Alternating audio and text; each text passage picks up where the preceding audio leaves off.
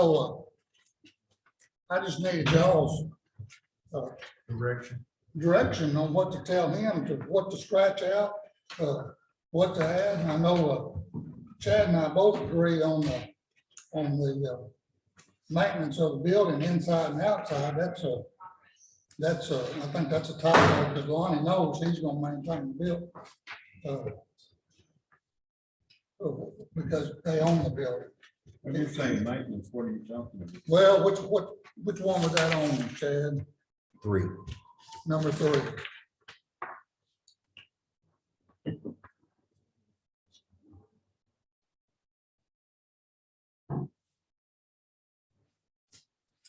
They do that. Y'all remember Mr. Cluck was concerned every time that a light bulb went out or something other, our employees over there were calling him to come do that instead of Just doing it. instead of calling Joe or some of our maintenance people. And we at that time, we all agreed that shouldn't be going on. I think bottom line on this, the biggest thing this draws down to is those air conditioner filters. Pluck doesn't mind changing them, but he don't think that's our responsibility, his responsibility. He thinks we ought to change the air conditioner filters, but he wants to make sure they're done, because if the air conditioner goes out from lack of changing filters, he's the one that's got to pay for it, not us. So he's willing to do it.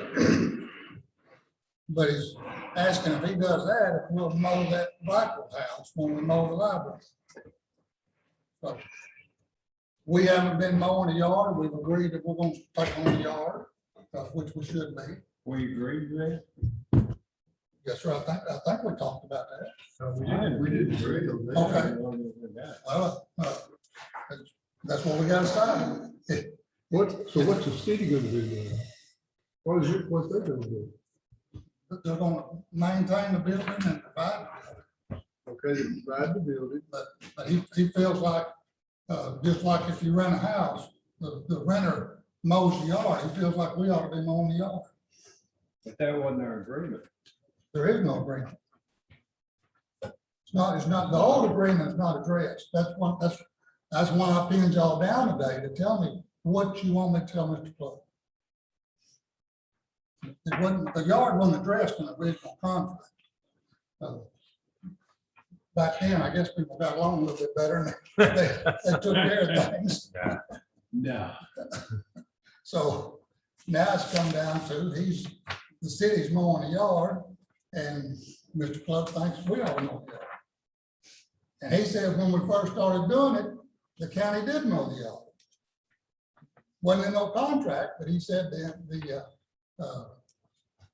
trustees went over and mowed that yard. So the Blackwell house. no, not the Blackwell house. The Blackwell house deal is he just threw that out there on the filters. He feels if he's gonna go over and change them filters once a month, he ought to get compensated because he thinks we ought to be doing it. And he said, we can do it. He just wants us to guarantee him that them filters will be changed. So a 12-month-old filter that hadn't been changed out and knocks out an air conditioner, he's gonna blow up when he has to change out that air conditioner due to not changing the filter on it. So are you talking about the filters in the Blackwell house? No, in the In library. the library? Only thing the Blackwell house is first. Shouldn't be one filter. I don't know. The only thing on the Blackwell house was when we mow the library, mow the Blackwell house, and then he'll go over and take care of the filters and we're even. That was, the Blackwell house was mowing it, was in lieu of him changing out the filters every month and making sure they're done. So That's a poor deal. all I need you to do, Probably cost $4 maybe. well, I Maybe 10. don't think it's him sending somebody over. And all we got to do is add that to send our guy that changes all of our filters. And tell him to go to the library. I don't know. Yeah, I think that's. what we And ought to and do. we'll just guarantee him that the Who filter. changes our filters? CRT. Yeah, here, because we got a contract. Yeah, with them. yeah. But you're not adding that unit out there until the contract. No, wouldn't think. That's on filter changing, we'll have to. To make sure it's done properly, unless No, we don't take, John, anybody can go over and do it. we can, we'll have to set up a schedule. Yeah. And I agree with 100%, Tim, anybody can do it. Man, you can do it. The Yeah. problem is getting it done. And that's what Mr. Cluck is wanting. He's wanting to guarantee that them filters will be done so that it won't cause his air conditioner to go out premature.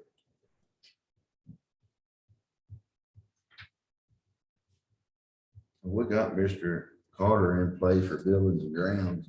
He can see to it the filters are changed when they need to change a battery or a smoke detector or a light bulb. That's general operational stuff he can do. Wouldn't it be? Yes, sir. I think that's fine. So I'm good with that. We'll tell him that we'll assure him that those filters will be changed. And that'd be the only thing we'd do. He could take care of the grounds and everything else. Well, that eliminates the Blackwell house if we do the filter. He still thinks we should mow our library. And we don't, and we want to be real careful here. You know, the city's real good to us. He lets us use that whole lot out there by that sheriff's office. So we don't want to get in a situation where they say, well, okay, we're gonna do all that. Y'all just get all your stuff off that lot. Now, you know, so. But if y'all don't want to mow the yard, I'll tell them that. So all I need to know is what to tell him. Because when he left here, our deal was, you tell us what you want, bring it to us, and we'll get back with it. I had no what to tell him. That extra lot in the sheriff's office, that's gonna be where they put that little parking lot in and the garden and the grass all the way up to 64. Yes, sir. Where all those cars are parked, all that belongs to the city. I don't even know if you knew that, Steve. That little ABC house or whatever it is over there, that's on city property. Yeah. Some city property. Or not, if it's not, it's close. I think we looked, when we put that in there, we looked at the boundaries. Yes. So you're talking about changing the filters and mowing the library. That's what I'm talking about. Changing the filters and mowing the, what, Well, mowing doesn't include landscaping, but in here it's talking about landscaping also. That we maintain the landscape. All the flower beds, everything. I think that's all being volunteered, by the same people that are volunteering to do the courthouse. Master gardeners. Yeah. I think they've been taking care of it forever. I don't know. Plug hadn't been taking care of the flower beds. No, he. Well, the mowing hadn't been really, No, the mowing has not been good. mowing been bad. Yeah. But the city, they came to 16 different entities in the town and proposed similar things. They're trying to, because their money's not doing real well. And like the Veterans Memorial, they've been giving $500 a month ever since it started up, and they cut that off. They've all of these new parks that they put in, they don't have anybody to mow the lot, so they're trying to get them to do it. Mhm. So they're just trying to cut back on their expenses, is really what they're doing. Mhm. Is that something that the trustees can do, Steve? Can they mow the library? We can do that, yeah. The sheriff's office, it's right there the same lot of things. Because it's connected and we're using it, they can go over there and not break protocol. Yeah, my only concern on that is that you're using inmates to mow the library, and they have a lot of children programs and stuff at the library. I don't want to put us in a position where, hey, And the ones that are outside trustees are not gonna sex offenders. Okay.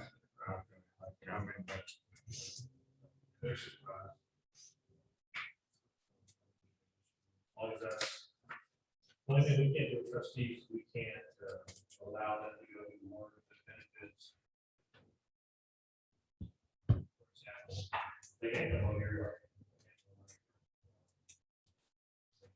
Change tire on our car. So, can't be anything for private business or Individual. individual. That's as a county library. So.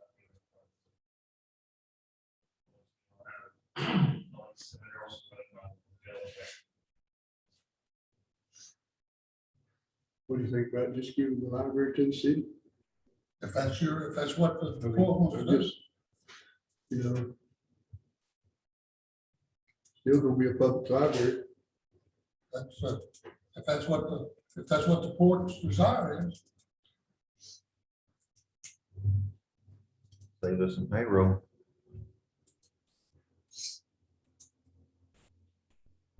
Well, I think If y'all ain't struggling to do that, I'll sure go tell them. I'll start Won't that be a battle. problem. I'll start that battle. and they'll have to maintain it as a library, or it goes back to the Blackwell family. Mhm. That's the way that property's been transferred. Mhm. So they can be out more, a lot more money than what they are at right now. If y'all can handle the heat, I can. I say, see what they say about that. You know, they may make a better offer. Okay. We see, we just sort of give it to them. Well, I tell you what I'd rather see us do. You say, okay, we will mow the library area, and we'll change the filters, the light bulbs, and that's it. Or you have the library, Yes. That works for me. I like that. We get all that big lot the sheriff's using to boot. For now. yeah, because in the original contract, it just says the county will enter into agreement with the city and the friends of the library to pay the operating cost of the library for a term of years to be negotiated at a later date. Now, this was signed the 12th of August of 91. That later date has never arrived. Right. The county also agrees that the Blackwell property on which the library is to be located shall be retained by the city, and that the section of land at the west gate of the First Monday Park currently being held by Van Zandt County shall revert to the city of Canton. So we give up 4 acres. right at for 3.9 something or something acres of very, very valuable property Yeah. to enter into this agreement. But I don't, I mean, if that's what y'all want to That's talk true. to the library, hey, we'll mow the lawn, we'll do the changing of the filters, but we need a record of it, because everyone changes air conditioners. We just changed one here at the courthouse. And you change them at your homes. Is it because it just wore out? Or is it because you didn't change the filter? Or Which one? Or both. Or both? You know, I don't want to get in a position where, okay, the thing wore out, well, you didn't change filters, right? You know, Well, we're not getting into that. what's preventing you from getting into that? We need to put it in there that if we change these filters, we have no responsibility for maintenance of that. Well, he understands that. All we need is, you're right, is a log when we did. Yeah. Whoever goes over and needs a log. We just need a log, like Joe, if we tell Joe, okay, we're gonna need them filters changed every, what, just once a month? Once a month and just document it. And just document that it was changed and everything. And are they wanting to enter into a written agreement? Well, you remember we told him we didn't want to change that, and he said we can do A verbal? a simple memorandum of understanding. You know, hey, we're gonna mow the yard and we're gonna change the filter. Yeah, because I think the deal he sent here, is this a new one? That's the last one he gave me. And as far as I'm concerned, we all thrown away because it went to the lawyer. It tracks. Yeah, I mean, I think if we're gonna get lawyers in it, then we can get our lawyer in it, and let's say, look, I'll tell you what, or y'all can have the library, because, I mean, I get a lot of pressure every year that brick and mortar libraries are a thing of the past. Everyone has smartphones now, they have tablets. Google. Yeah. Majority of people go out there to use, computers, but just play games and things, and everything they do at the library. They do have a good kids. They have children's great program. kids program in the summer. They do, City could take that over and have the same thing. yeah.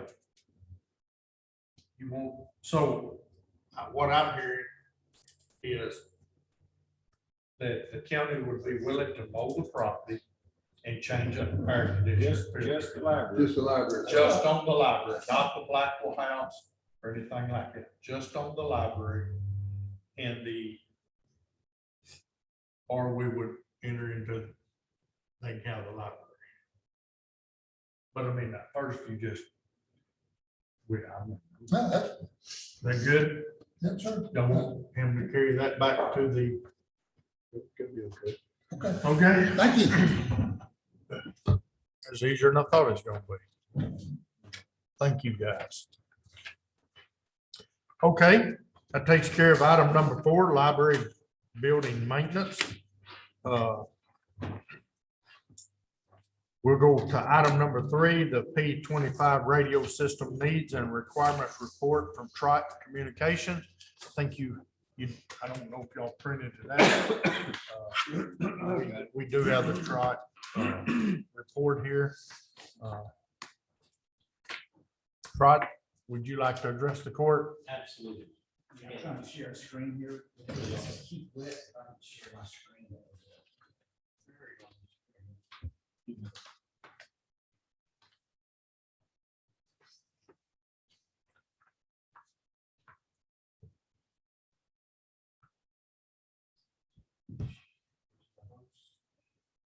And feel free to move around. If anybody wants to come up, set these chairs over here or something where you can see the screen. Feel free to move around. We can get some more chairs in here.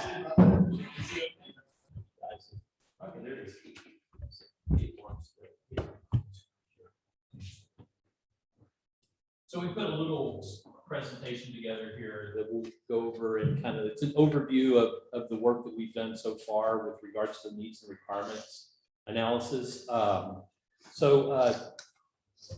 of stepping back just a little bit.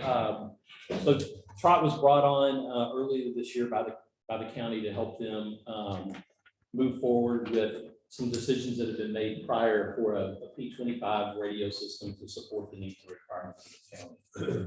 And so our goal there was to take you guys from the start to get you that system.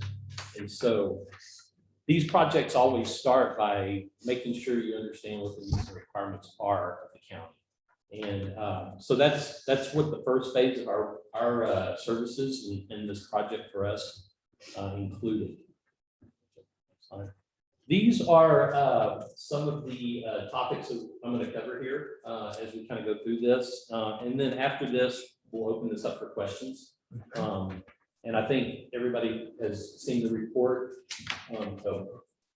So we started by doing evaluations, various research, and developing of various standards. We looked at the existing system, and so we have some findings that we found there.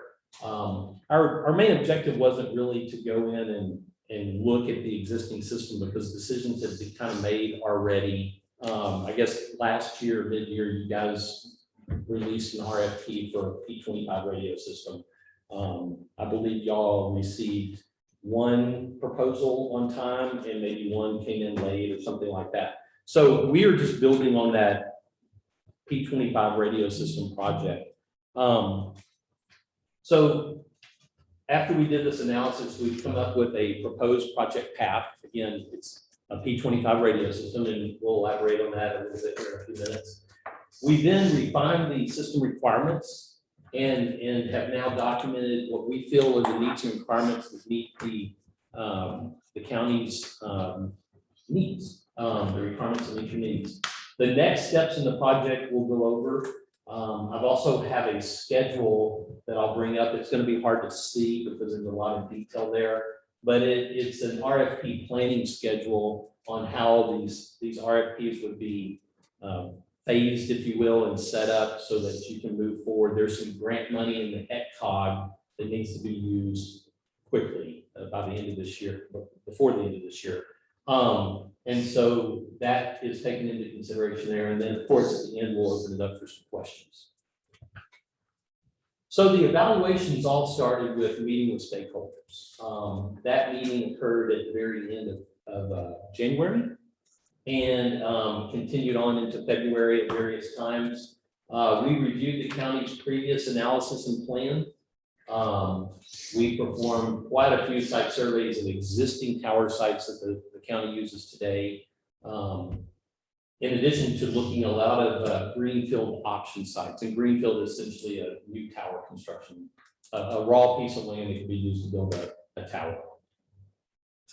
We also looked at what all was going on at the dispatch center with regards to the facilities and the equipment there.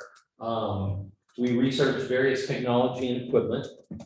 We performed a tremendous amount of coverage studies. And those essentially, we use a computer program that has terrain data and clutter data in it to simulate what the RF coverage would be from a tower that would be built either on a raw piece of land, or if you were to put your antenna on top of an existing tower you already have, or a water tank, or whatever the case might be. But it allows us to look at that coverage from that site and see how that, what kind of portable and mobile coverage you get out of that, and in the in-building coverage as well. We performed an evaluation of interoperability requirements, developed some system upgrade goals and requirements, and then developed budgetary costs that are associated with those. So the findings that we found deal with reliability, coverage, capacity, redundancy, dispatch, and interoperability. The three existing VHF conventional radio systems that are in use today have some deficiencies. Some of the actual infrastructure is older infrastructure, and there are some maintenance challenges. As you get older equipment, it becomes harder to maintain. The vendors have end of life sometimes and things like that. So coverage is probably the most important part of a radio system. If the radio doesn't work for the officer or the firefighter or emergency operations, then they're out there all by themselves and have to try to pick up the cell phone and do something. So coverage, we documented poor coverage in many parts of the county, and definitely poor in-building coverage. Capacity, we definitely saw that there's insufficient channels, RF channels, to support the users of 20+ agencies that the county dispatches for. Redundancy, there was insufficient backup, and there were quite a few single point failures. So even though you've got a generator at the site, if you lose a data link, that site may be down. So there was inadequate redundancy. Dispatch, there was definitely a lack of space for trying to go forward, for putting in new consoles and trying to make those fit. The console equipment that's in use today, it's older, but it's meeting your needs, but it is insufficient for a trunked radio system. And so that's why we said it's outdated console equipment for a trunk system. Interoperability, there was a lack of coverage, connectivity, and equipment compatibility to be able to interoperate with neighboring counties and agencies. So those are the findings of the existing system. So the proposed project path, and again, we were building on what some decisions I guess the county had made last year, or if not a year or so before that, on a P25 system. That P25 phase 2 trunk radio system is the proposed path here. Phase 2 is the use of smaller channels, more efficient use of the spectrum, and it gets you additional talk paths for capacity. More users can use the system versus phase 1. The P25 system would operate in the 800 megahertz band. And there are 13 channels allocated to the county today. There are 5 of those that are in use by county. That leaves 8 available for the county's use. And that's in the 700 band. In the 700 There's band. additional available at 8, potentially. So the proposed path resolves the existing radio system deficiencies. It adds new features and the interoperability that we documented is needed. And it places the county on a modern and sustainable radio system platform that is consistent with other public safety deployments nationwide. P25 is the public safety standard. So we then moved and refined our system requirements by conducting more meetings, surveying more potential sites. We looked at the dispatch center in more detail as far as available, options for expanding the dispatching area. And we performed more coverage analysis. We performed a system capacity study. What that is the use of mathematical equations to determine, based on the number of users and the duration of calls and not having queuing, trying to push the talk and you don't get a channel, we're going to have to wait. There's all those factors are taken into consideration in this capacity study, and it determines how many RF channels you would need to support the number of users you anticipate. And that's real important because you don't want to put in a new radio system and find out a year down the road you don't have enough channels to support your users, and you're trying to go in and put in another channel. You've got to have some growth in there too. We researched different system and configuration options, and then further developed the budgetary pricing associated with those refined requirements. So what we documented as the needs and requirements from all our various analysis and capacity studies and surveys and coverage analysis were that a minimum of 5 tower sites would be required to cover the county. And really, it turns out to be something along the lines of 1 site per precinct, and 1 tower has to go to dispatch to get the microwave backhaul back into the dispatch. That's all got to be connected. So it could be 5 RF transmitting sites, or it could just be 4. The design of the system, our analysis is a preliminary analysis. When you buy a radio system from a vendor, they will be the one guaranteeing and warranting that system. It will be their design. They will use potential sites that we've identified during this needs and requirements process.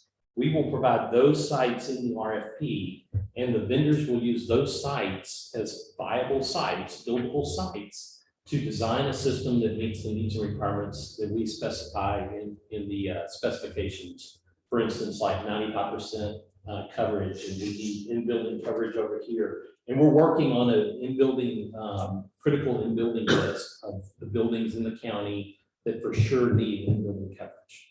And that will be in the RFP as well. So the vendor will take the information that's in the RFP and they will design a system, and they will present that in their proposal with associated costs. And that will be the design of the vendor that's selected, whichever vendor is selected. That design will be the design. And but a minimum of 5 tower sites is what we're thinking right now. A minimum of 5 P25 phase 2 RF channels.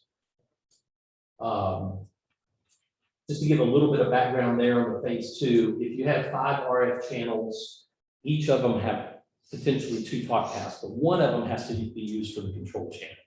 So if you have 5 channels, you take 1 channel out for the control, that leaves 4. That will give you 2 talk paths on each of those 4 channels. You would have 8 simultaneous voice conversations that could occur on that radio system at the same time. A minimum of 3 radio dispatch consoles, a minimum of 3 dispatch console workstations, and the workstations is essentially the furniture that the radio console would sit on. a digital logging recorder that would support a trunk radio system, of course, a microwave loop for site and dispatch backhaul. The loop would allow that if you lost a path, that it would reroute. So, redundancy. Interoperability gateway that allows you to connect radios to the system that you can use for interoperability, especially going into the counties that may not be P25. Up towards the north and to the east, they're on VHF. So you can install, let's say, for instance, the tower site that's over in the Grand Saline area. Put a interop gateway, connect radios to it, and through dispatch, officers, firefighters, whomever in your county can talk directly to the other, with the proper programming, of course, to the folks in the other counties through a patch or through this interop gateway. So it gives you that interoperability with other frequency bands without doing it on the radio itself. Smartphone gateway that allows for a smartphone to be able to be included in a conversation, so a talk group.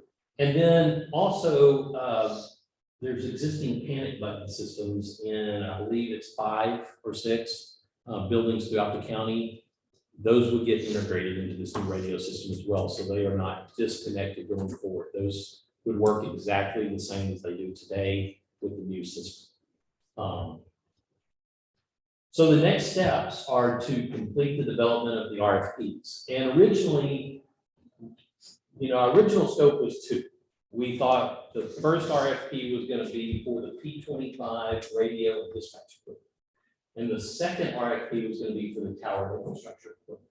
Well, as we started researching the ECCOG grant a little further, we found out that the ECCOG grant is great money to use for infrastructure for the dispatch center. And that's the ECCOG money that needs to be used by, towards the end of this year. But it couldn't be used for the actual furniture. So the furniture also has a lead time. It's custom built furniture to fit the space. So it takes about 90 days to get that manufactured and delivered. So to try to make all these things work, it just made a ton of sense. Everything pointed towards, we got to get that dispatch furniture going now. We can't wait for the other RFP because it's going to be out of sync. So we were able to use, verify with GreatWorks that the ARP money could be used to get that furniture. And so we put together an RFP, released it on the 30th, last Wednesday. The questions for that RFP are due today.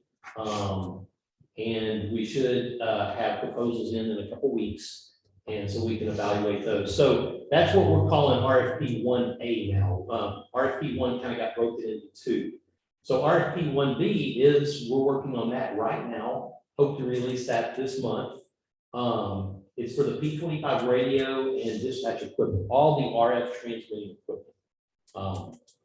So as I was talking about earlier, the radio vendors will design a system that meets y'all's needs requirements and all the specifications that we put in the RFP for coverage and signal level and all those things and capacity.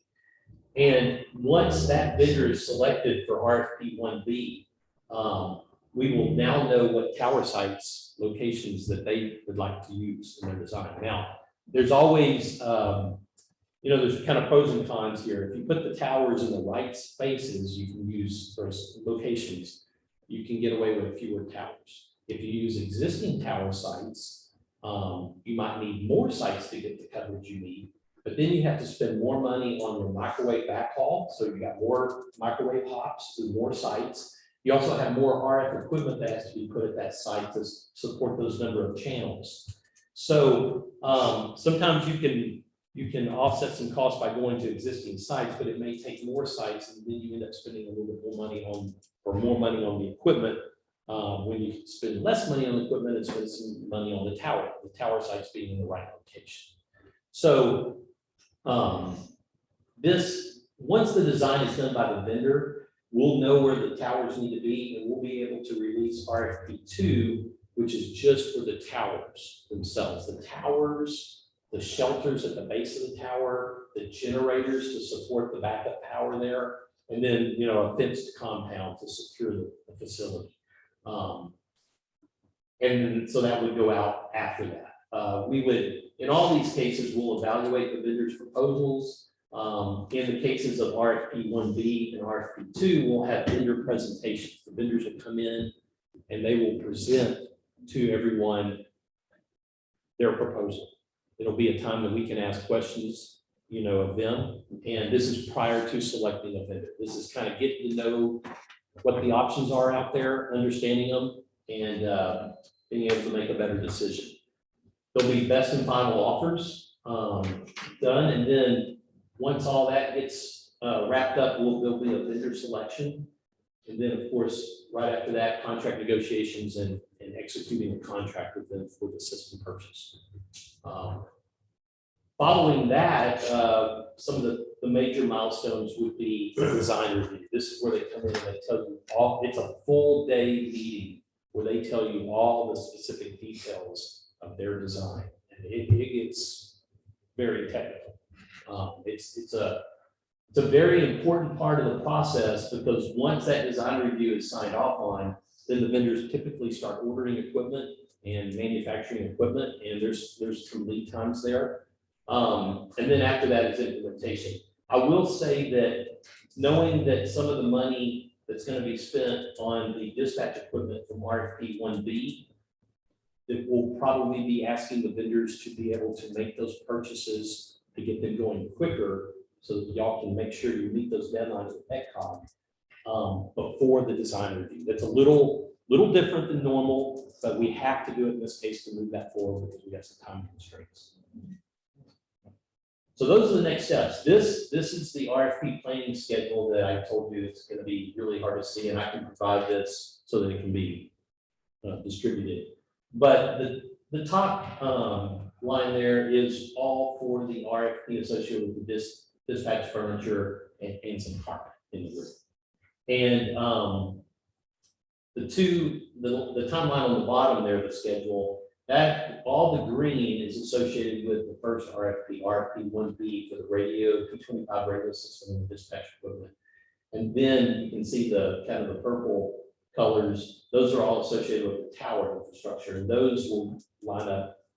One will come right after the other. Once that design is done by the equipment vendor, we'll know what tower sites they've selected, and we can write that RFP. We'll know, not only will we know the tower sites they selected, but the vendor will say, I need a 250-foot tower there, or I need a 200-foot tower there, or I need a 300-foot tower there. Those details will be provided by the vendor in their proposals. So this is just all the different parts and pieces that are, you know, the RFP is released, it's developed, it's released. There'll be a time for the vendors to ask questions. There'll be answers to those questions, releases, addendums to the RFP. There'll be a time for the vendors to come in and give their presentation. There'll be best and final offers. And then, of course, there'll be a selection made and a contract executed. And then there'll be some time before that detailed design review. Then we'll get into the tower RFP. So this is just a timeline of kind of how the RFPs fall and how one is contingent upon the other. The two red lines that you see coming up, those are the deadlines for the ECCOG grants. And so those are very critical. And we've got our eyes on those. And so we will have to move quickly with the vendor once they're selected to get those items that can be purchased through the ECCOG grant moving faster. And then the ARP grant money, that portion of the radio system purchase. So, we're talking about radio console equipment. We're talking about the logging recorder. We're talking about any infrastructure that supports the consoles at dispatch. Maybe even UPS equipment for that equipment as well. Backup control station radios, which are typically sitting on the desk by the dispatchers. If they lose connectivity with the console, they can pick up that radio and still dispatch. Excuse me. So all those things are potentially coming out of that cog. And we will, in the RFP, we will clearly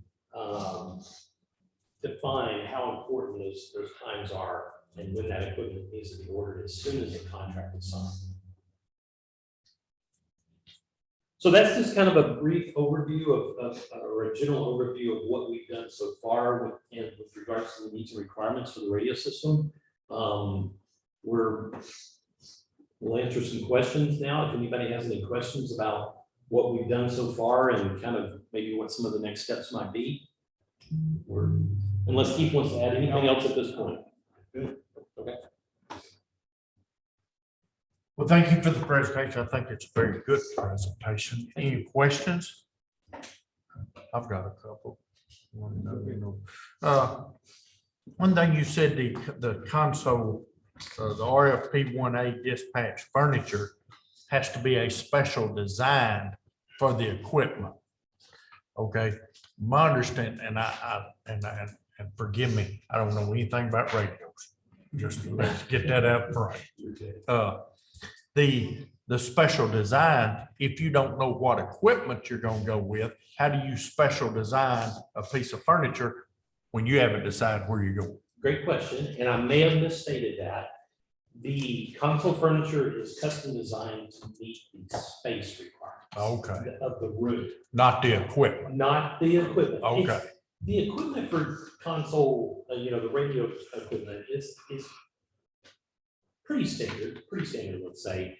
All of the vendors that we're looking at through HGAC buy, there's 4, and they all make critical dispatch console furniture. Any of those would meet your needs and requirements. Okay. Some of it might look a little prettier, they may have different colors and different finishes, and they may have some special features.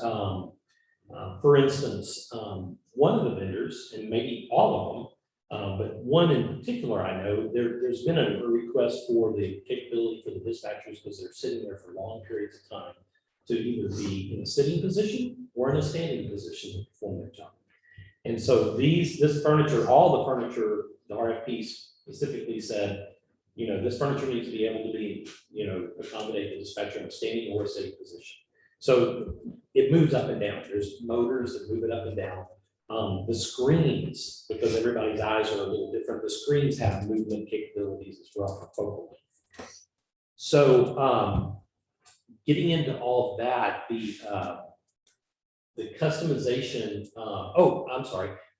One of the companies actually has a piece of software where you can actually save all those settings. So dispatcher 1 comes in and says, well, my standing position is this height because I'm 5'4", and the screen, my eyes are like this, so the screens need to be here and all this stuff, and they can save that, and then they can save another one for their sitting position, and then dispatcher B may be working at that same spot the next day.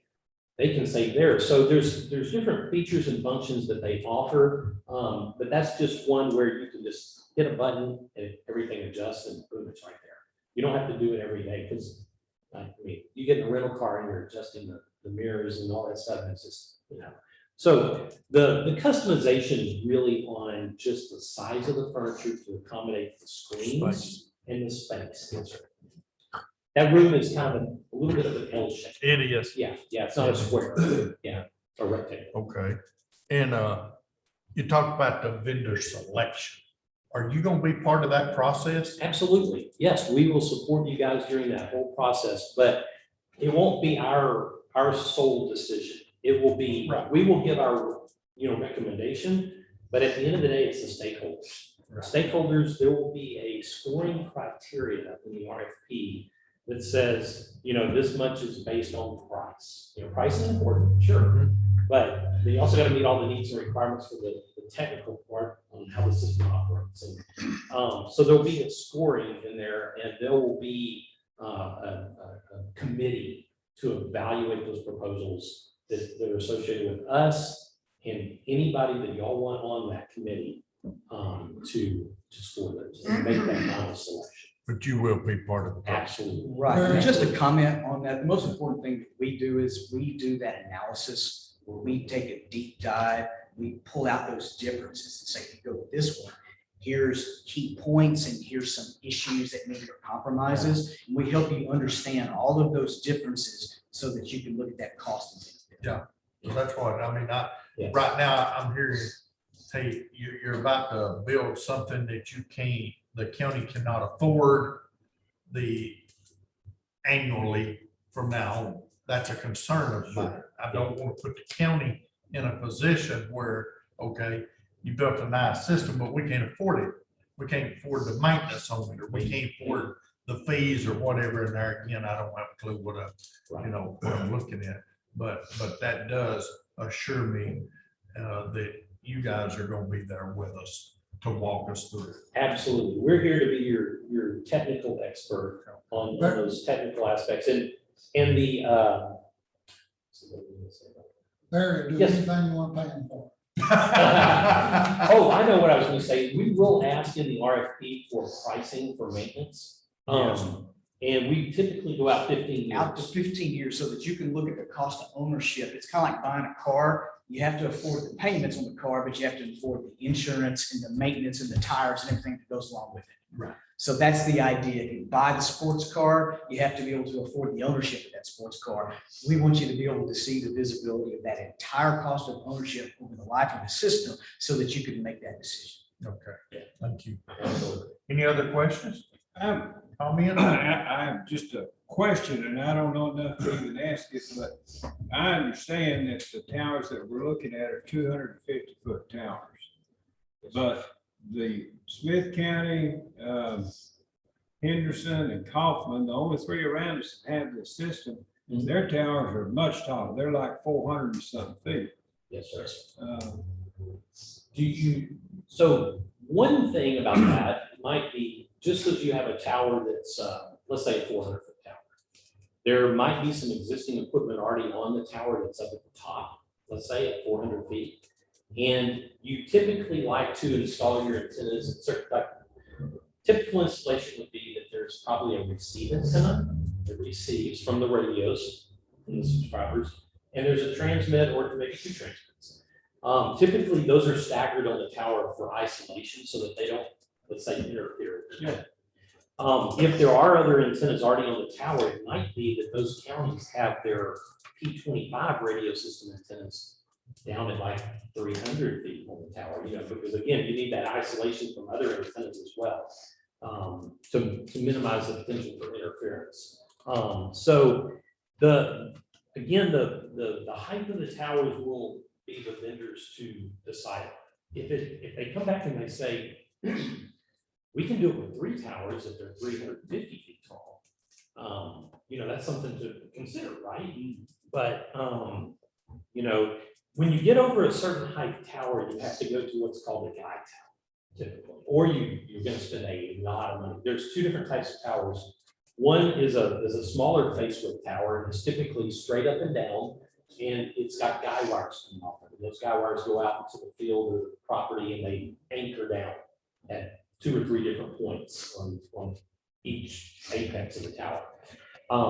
That takes a lot more land to implement. If they're farming the land, you got to be careful around those guy wires. You clip the guy wire, and it could potentially bring the tower down, because that's what's really supporting. The other type of tower is a self-support tower, and that's got a much larger footprint, and it can go up pretty high, 300 feet. You get up to 300 feet with a self-support, you can probably go higher. But the cost for a self-support tower to go higher than 300 feet starts getting really expensive. So you need to then start looking at the guide tower.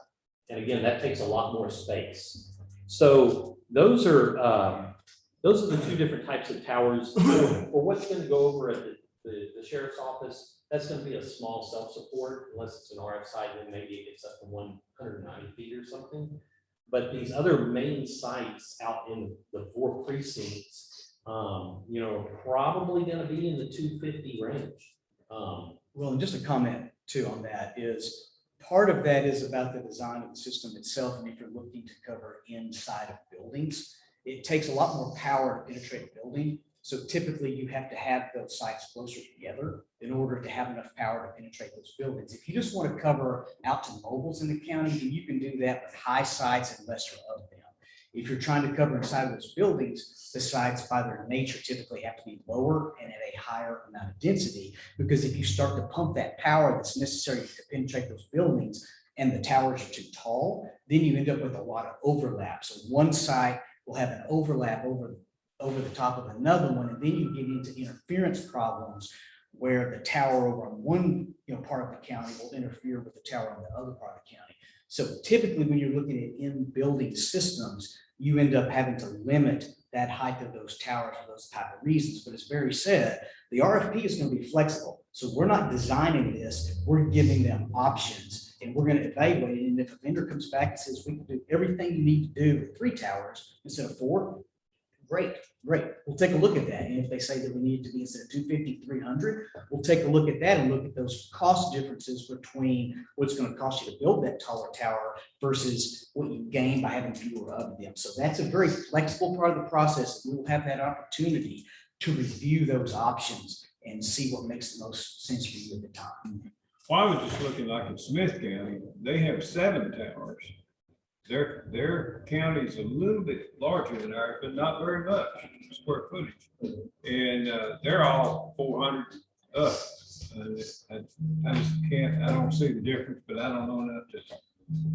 No, that's gonna be up to your vendors. Yep, that'll be up. to They're gonna their have to design. design the sign and say, hey, here's how tall I need that tower to do what you need it to do. Exactly. Is there equipment mounted at 400 feet? Well, so that's the question on the other county that's being discussed here. It could be that, like I was saying earlier, that the antennas are down. It could be, I don't know. Yeah. Towers were purchased from somebody else and they added the equipment to it. Added the equipment to it. So that gets back to kind of existing towers. Anytime you use an existing tower for a new system, there's probably, because it's existing, there's something on it typically. It's normally used on a tower system for no reason, right? So there's some other equipment on it, and the radio vendor will say, okay, well, you've got some UHF and VHF, maybe there's some 800 on there or some 900 megahertz or something. We want to put our antenna down here. We want to put it in the most safe location on the tower that, 1, we don't have interference, 2, we get the coverage we want. And with all those other tower sites, it could be that they're only about 200 feet on each tower. Maybe. It could be, just because the towers, not all the antennas can go at the top, that's not practical, and not, a good design, let's say. I think UT Health originally put those up, but they're for mainly ambulance coverage. Is what people Okay. saying, it's not going to penetrate the buildings, it's get broad. Broad, That's wide, usually- mobile the coverage. budget is actually lower. It's the high and wide approach, as we Yeah. call it in the industry. Yeah. Yeah, it's, it's kind of crazy, you get into Dallas and Verizon or AT&T has a tower about every, mile, and they're trying to, and the coverage still isn't good in my house. It's hard to get that building penetration, but it's very important because it's kind of hard to tell a firefighter to stop at the door and not go in and try to help somebody. It needs to work when he goes down, and it may not work today, but we want it to work with that new system, and that's why it takes more sites, more signal. And as Keith said, you can't really go too high because you can start interfering, but you got to have more signal in those areas, and that's just kind of the physics of it. Yes, it is physics. Exactly. Yeah, I'd like to ask a question. Okay. Could you tell me how a P25 conventional system works? You want to grab that one? Yeah, the difference between trunking and conventional, we have a little bit of this covered, but I know it's pretty technical. It's in the report. Basically, conventional is what you have today, where you have a channel that's dedicated to a function. So you'll have a dispatch channel, and it will always be that function. You turn your radio dial to channel 1, and that is the dispatch channel. That's all it does. It doesn't matter if it's analog or P25. Conventional means you go to a channel that's dedicated to a purpose. So dispatch for this, dispatch for that. So if you have 4 operational groups, you need 4 channels. If you have 6, you need 6 channels.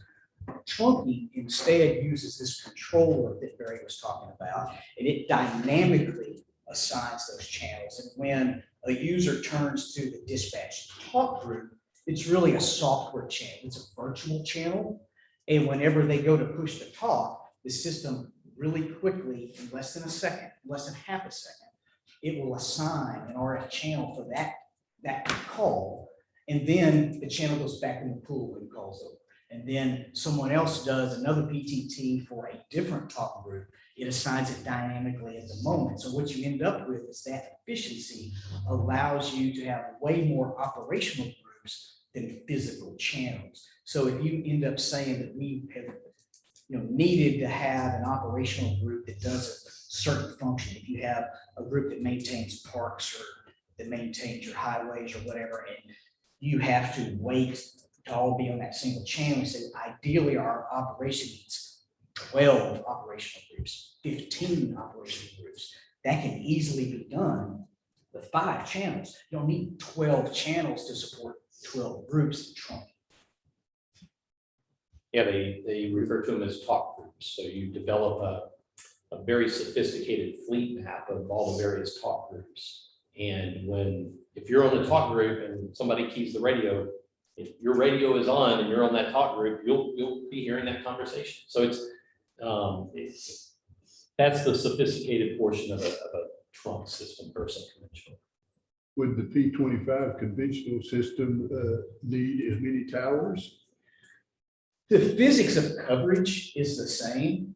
So it doesn't matter if it's trunked or if it's conventional, the physics of that coverage is the same. What the trunking does is it gives you that capacity. It gives you that flexibility to add additional groups if you need to add channels in the future, talk groups in the future, just for whatever operational group that you need. The trunking is really just the assignment from capacity perspective. The physics of coverage do not change conventional versus trunking.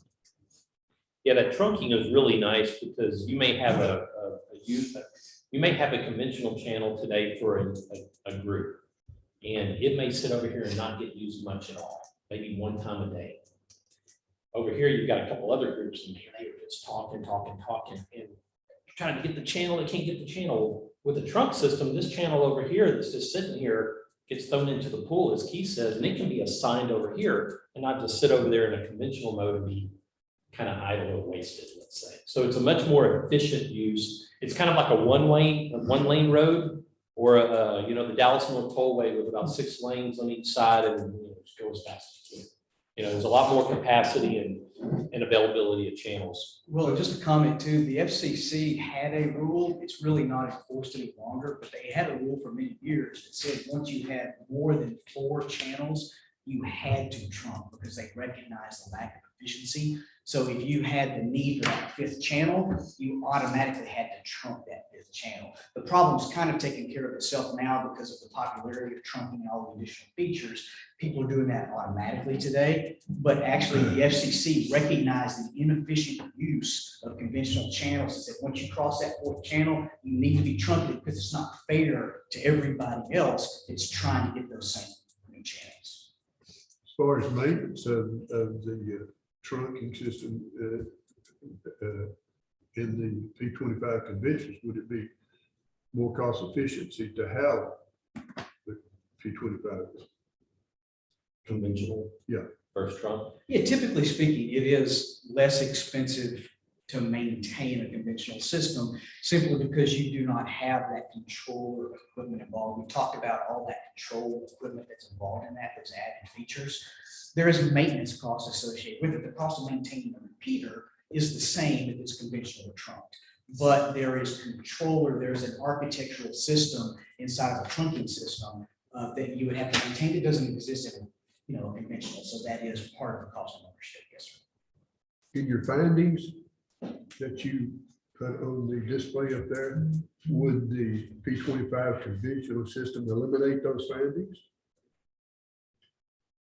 Well, from the capacity side, right? From the capacity side, as we said, right? If you think you need more than 4 different operational groups countywide, then you are getting into a trunking situation, where are you gonna get those channels from? Spectrum is very scarce. So one of the problems is acquiring spectrum. So if you wanted to stay in the VHF band where you are today, that you have your 3 channels, countywide. If you need to get that 4th channel, I don't know where it's gonna come from. If you need to get that 5th channel, I don't know where it's gonna come from. So then you say, well, what other spectrum can I go to? Well, I can go to 800 megahertz or I can go to 700 megahertz. Those are mandated by the coordinators to trunk those channels. So a move out of the VHF band almost mandates, doesn't quite mandate, but almost mandates a move to trunking.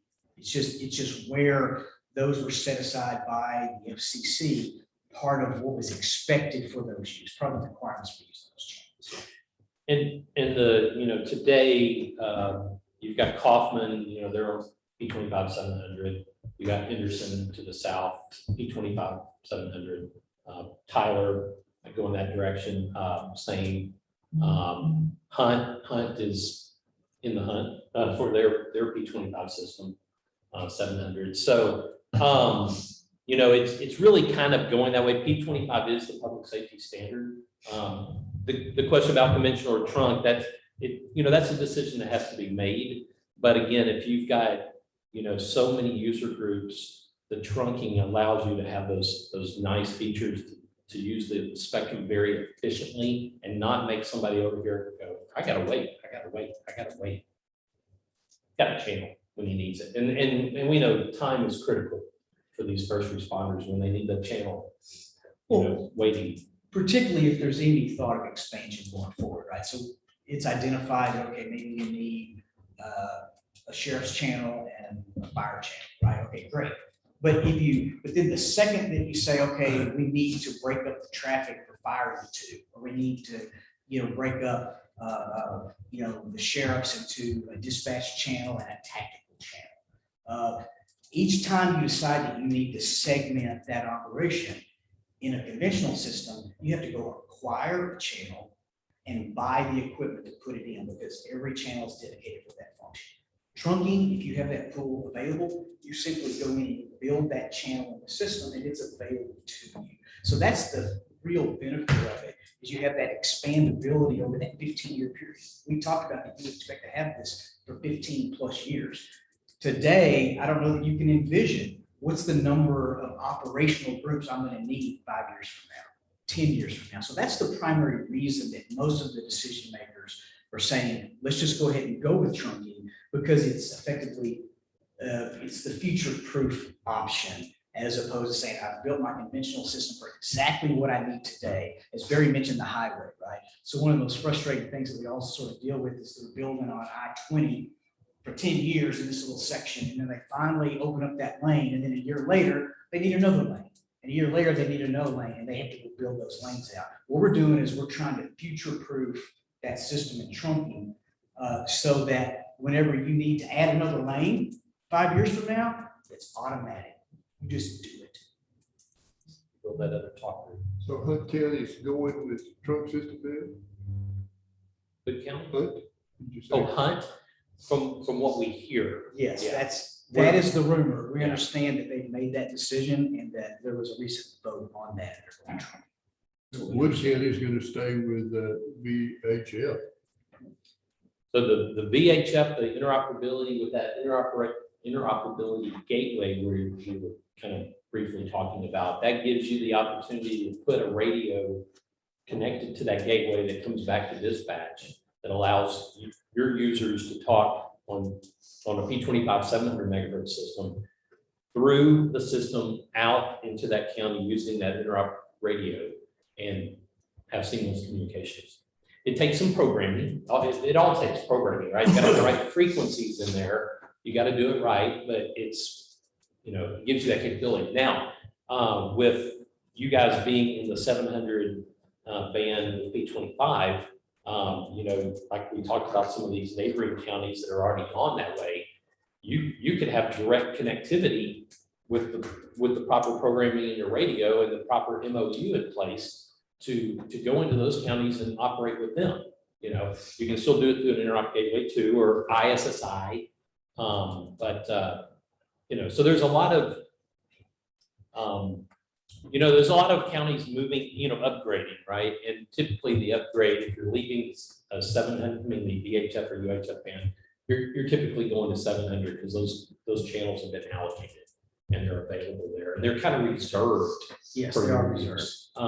There's no unknowns about where am I going to get that frequency. You go to the coordinator, you might get a good channel, or you might get one that's a little messy and because it's being used about 60 miles from there, and you're getting some interference or whatever. But Apparently have that problem with even the 700 has been thoroughly planned and made available for this exact purpose. It's part of what was cleared with the transition to digital TV. Part of Yeah. that transition to digital TV was to clear up the 700 megahertz spectrum to make it available to public safety, because at that time, there was a complete lack of channel availability for public safety. There was a crisis in spectrum until that actually happened. So that was a really important part of public safety to free up that 700 megahertz spectrum for that purpose.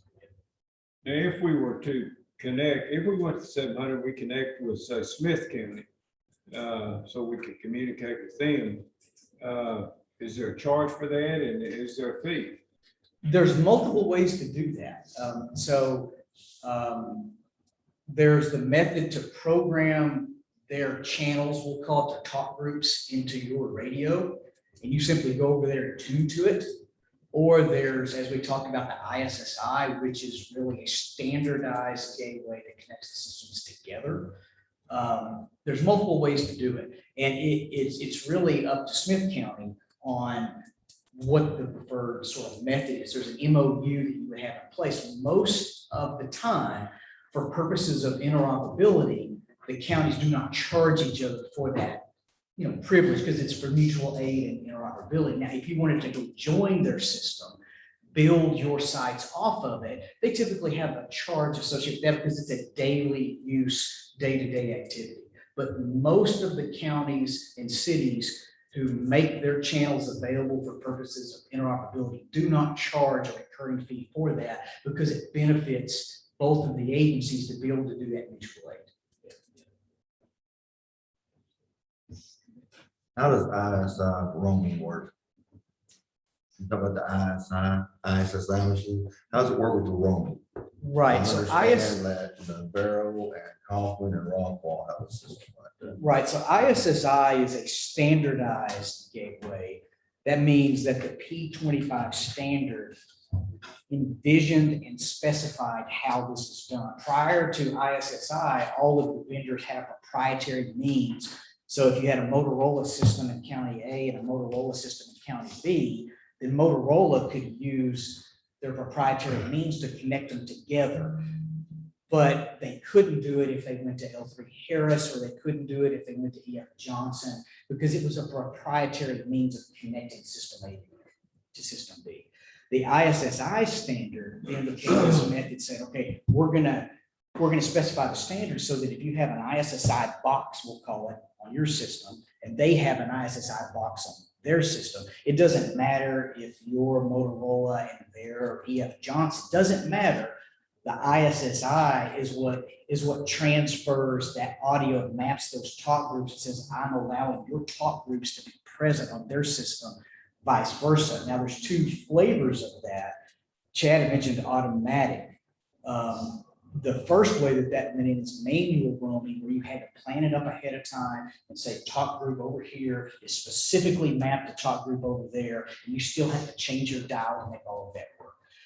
More recently, automatic roaming has come into play, where if you program the radios correctly, you have the automatic roaming feature on both ends of that system, then the user simply gets over to that system and the radio makes that request through the ISSI, and the two systems communicate together and authorize each other. They'll query the other system and say, you're authorized to be on this particular talk group. Okay, I'll trust you on that. And it'll set that up for you. So it's really a cooperative type of interface that allows the systems to authenticate each other and pass that audio so that the user doesn't have to do anything. It's transparent to them to be able to roam over and roam back. That's the difference between the manual roaming and the automatic. Yes, you definitely have to have a connection, a data connection between system A and system B. It's either microwave, fiber, you gotta have a connection. And both sides have to have ISSI in place, and they have to coordinate ahead of time to say, we're gonna allow this feature to function. But once they do that coordination, then it's transparent to the users. Yeah, so it does take some resources to Planning. get set up and planning. But not a reoccurring cost typically. So it would be nice if we knew what the cost would be, maintenance wise, between the conventional P25 and the trunking system. Yeah. Because we're fixing to tax taxpayers about $400,000 plus every year forever. Right, and so we were not initially tasked with doing that analysis between the two, the benefits and the costing of all of that. So our focus was really towards what is the right way to move you forward into a modern trunking system. So the report that we provided as of today did not do that deep dive analysis of what are the differences between the trunking and conventional, what's that cost of ownership. That's all things that could be done, but that work was done ahead of time. And when we came on, we were specifically tasked with how do we get you into a trunking system? What's the most efficient, cost-effective way that meets your needs and requirements? And once again, it's not up to us to sell it. So we're not salespeople. We represent you. We work for you. We're independent of the vendors. It doesn't matter to us who this goes to. It doesn't matter if it's Motorola or EF Johnson or L3 Harris. It makes no difference to us. We want you to make a decision that's in your best interest. We don't sell this equipment. So it's just that our focus on this report was how do you best, navigate your needs and requirements to allow you to go out to bid and acquire a P25 trunking system. We did not focus on convention. Does that information become available in the RFP process?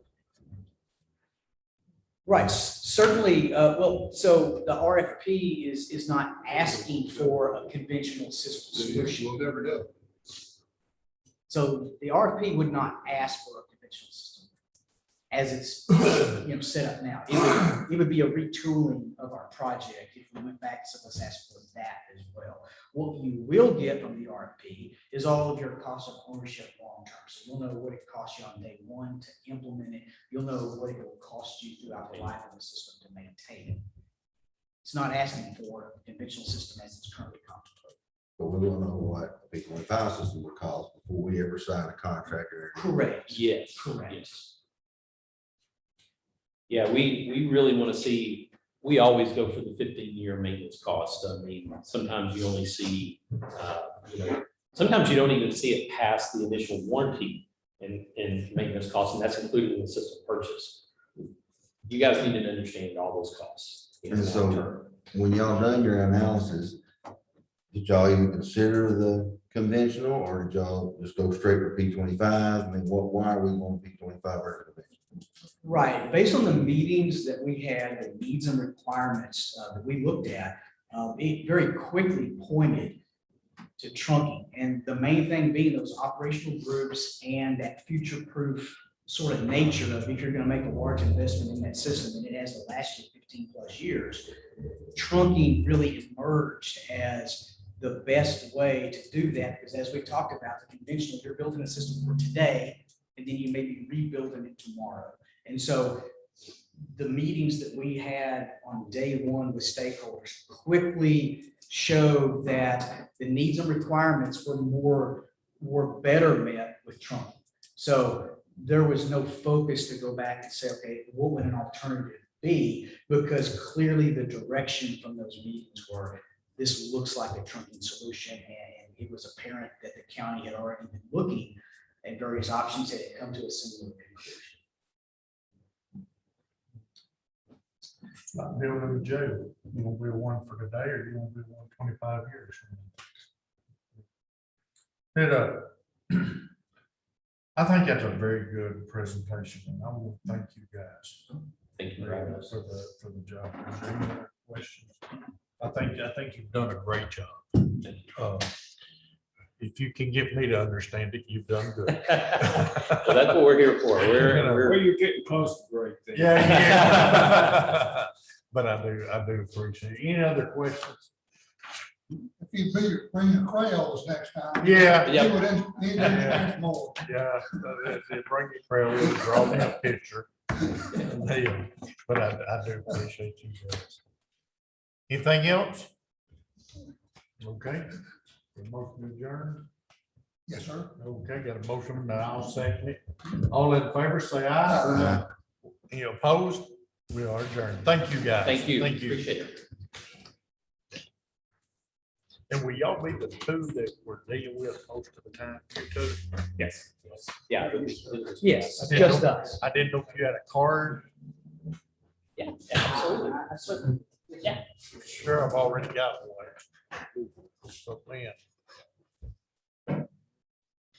And the first stage, come in $5,000.